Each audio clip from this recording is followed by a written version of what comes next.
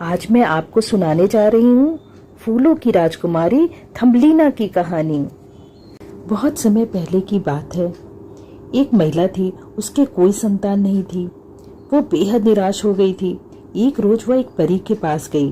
उस परी ने उसे एक बीज दिया और कहा, घर जाकर इसे गमले में लगा देना। उस महिला ने वैसा ही किया। जब वह सुबह सोकर उठी तो उस बीज में से एक सुंदर जादुई फूल उग चुका था। उसकी एक पंखुड़ी अधखुली थी। उस महिला ने उस पंखुड़ी को चूमा तो वो पूरी तरह से खुल गई और उसमें से एक बेहद सुंदर और प्यारी सी लड़की निकली। वो बहुत ही नाजुक थी, एकदम फूल की तरह, और वो इतनी छोटी थी कि उस महिला ने उसका नाम थम्बलीना रख दिया, क्योंकि वह अंगूठे के आकार जितनी ही थी।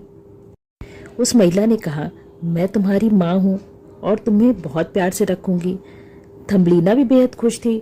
वह फूलों के बिस्तर पर सोती और उसकी माँ उसका खूब ख्याल रखती। एक रोज वो खेल रही थी तो एक मेढक की नजर उस पर पड़ी। उसने सोचा, यह लड़की तो बहुत ही सुंदर है, मैं अपनी बेटी की शादी इससे करवाऊंगा। वो थम्बलीना को उठा ले गया। उसे देख मेढक का बदसूरत लड़का बहुत खुश हुआ। थम्बलीना को उन्होंने पास के एक तालाब के एक पत्ते पे रख दिया, जहां से वो चाहकर भी भाग नहीं सकती थी। थम्बलीना रोने लगी। तभी एक तितली की नजर उस पर पड़ी तो उसने उसे उठाकर फूलों के शहर में छोड़ दिया। थम्बलीना घर जाने का रास्ता ढूंढ रही थी और जंगल में भटकते भटकते वो एक बिल के पास पहुंची। बिल की मालकिन एक बूढ़ी चूहिया थी। उस चूहिया ने थम्बलीना को आसरा दिया, लेकिन बदले में उसे घर के सारे काम करने को कहा। साथ ही एक और शर्त भी रखी कि चाय के समय थम्बलीना को उसे और उसके पड़ोसी चूहे मिस्टर मोल को कहानी भी सुनानी होगी। इतने में ही वो पड़ोसी चूहा मिस्टर मोल आया और उसने थम्बलीना को देखा। थम्बलीना पर उसका दिल आ गया।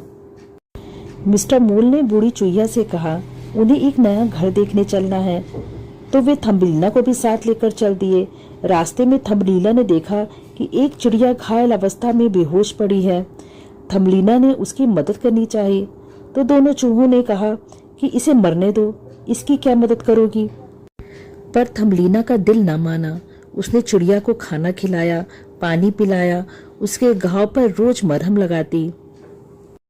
एक दिन मिस्टर मोल ने अपनी दिल की बात बूढ़ी चूहिया से कही कि वो थम्बलीना से शादी करना चाहता है, तो वो बेहद खुश हुई। थम्बलीना को जब पता चला तो उसने साफ इनकार कर दिया, लेकिन चूहिया ना मानी। तब थम्बलीना ने कहा कि ठीक है, लेकिन एक आखिरी बार मुझे उस घायल चिड़िया से मिलना है। थम्बलीना जब वहां गई तो उसने देखा वो चिड़िया ठीक हो चुकी है और आसमान में उड़ रही है। चिड़िया ने थम्बलीना से कहा वो जल्दी से उसकी पीठ पर बैठ जाए ताकि वो उसे यहाँ से दूर ले जा सके। थम्बलीना ने वैसा ही किया। चिड़िया उसे दूर फूलों के देश ले आई। थम्बलीना ने वहां देखा एक बहुत ही सुंदर राजकुमार है। राजकुमार ने भी थम्बलीना को देखा और उसे देखते ही मुग्ध हो गया। थम्बलीना को भी राजकुमार बहुत अच्छा लगा। राजकुमार बड़े ही अदब से थम्बलीना के पास आया और उसने उसे अपना परिचय दिया कि मैं इस फूलों के देश का राजकुमार हूँ, क्या तुम मेरी रानी बनोगी।